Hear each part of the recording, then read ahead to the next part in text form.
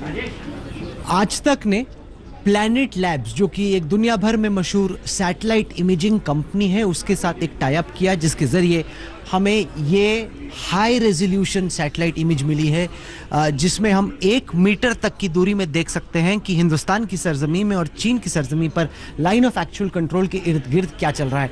सबसे पहले मैं दर्शकों को बताऊं कि ये तस्वीर कल दोपहर की ली गई है, यानी कि हिंदुस्तान और चीन की सेना के बीच मुठभेड़ के 1 दिन बाद।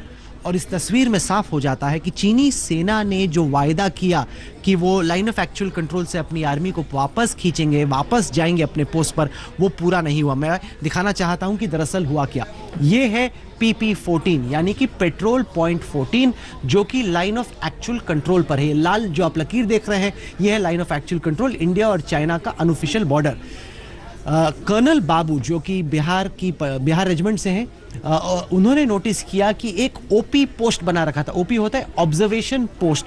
चाइना ने यहाँ पर PP14 के नज़दीक स्लोप पर बना रखा था, जहाँ पे उन्होंने अपने टेंट डाल रखे थे। और ये उल्लंघन था कोर कमांडर्स के बीच में जो समझौता हुआ 6 जून को, उस फैसले का, जिसमें तय हुआ था कि चाइनीज़ आर्मी वापस जाएगी। चाइनीज़ आर्मी का ये कहना था कि हम इस वजह से इस पोस्ट पे बैठे हैं क्योंकि हम देखना चाहते हैं कि आप पीछे जा रहे हैं कि नहीं।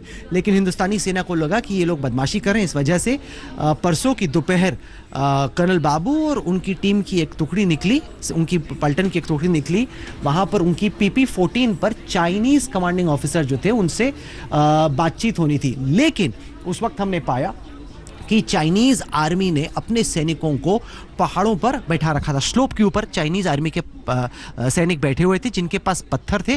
जैसे ही इंडियन आर्मी की टुकड़ी वहां पर पहुंची, उन्होंने पत्थर बरसाने शुरू किए और साथ ही साथ उनके साथ लाठियां थी। लाठियों पे उन्होंने नुकीली तार, बार्ब्ड वायर्स बिछा रखे थे।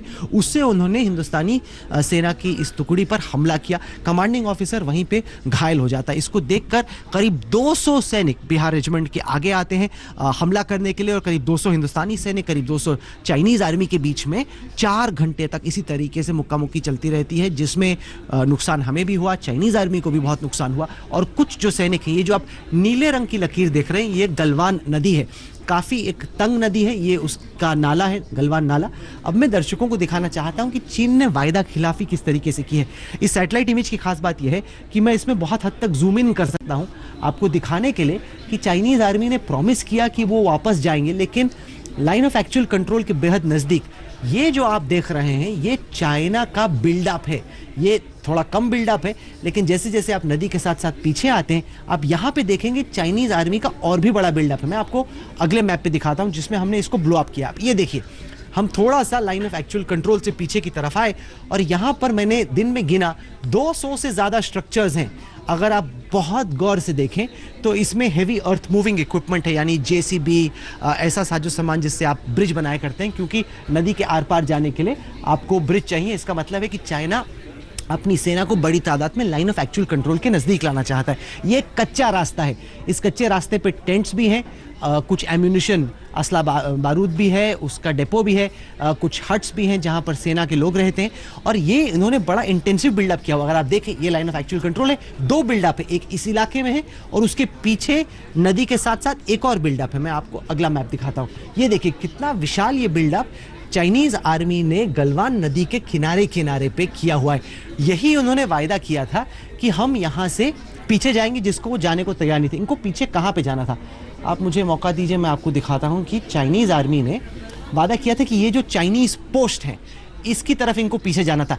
यहाँ तक तो चाइना ने अपनी पक्की सड़क पहले से बना रखी थी। ये वो कच्ची सड़क है, ये वो रास्ता है जो आप नदी के किनारे किनारे देख रहे थे। चाइनीज़ आर्मी ने वादा किया था कि वो वापस जाएंगे, लेकिन वापस जाने की बजाय इस इलाके में वो डेरा जमा के बैठे थे और ठीक LAC के ऊपर एकदम भारत की ज़मीन पे उन्होंने अपना ऑब्जर्वेशन पोस्ट बनाया हुआ था। कर्नल बाबू ने कहा ये हमें कतई मंजूर नहीं। चाइनीज़ आर्मी को परेशानी यह है कि हिंदुस्तान ने ये दौलत बेग ओल्डी से लेकर दरबुक तक DSDBO सड़क बना रही, 323 किलोमीटर लंबी। वो नहीं चाहते कि एक तो ये सड़क बने और इस सड़क पे हिंदुस्तान एक्सटेंशन निकाले। हिंदुस्तान एक्सटेंशन बना रहा ताकि सीधे LAC तक हम भी पहुंच जाए, उसी तरीके से जैसे चाइनीज़ आर्मी LAC तक पहुंच रही है, जो कि हिंदुस्तान का हक भी है, क्योंकि ये तो हमारी ज़मीन है। हम अपनी ज़मीन पर जहाँ चाहें सड़क, चाहें जहाँ चाहें ब्रिज चाहें बना सकते हैं। चाइनीज़ आर्मी को दिक्कत हो रही, क्योंकि इससे चाइना का जो एक एडवांटेज है काराकोरम पास का, काराकोरम पास बहुत अहम है और यह है दौलत बेग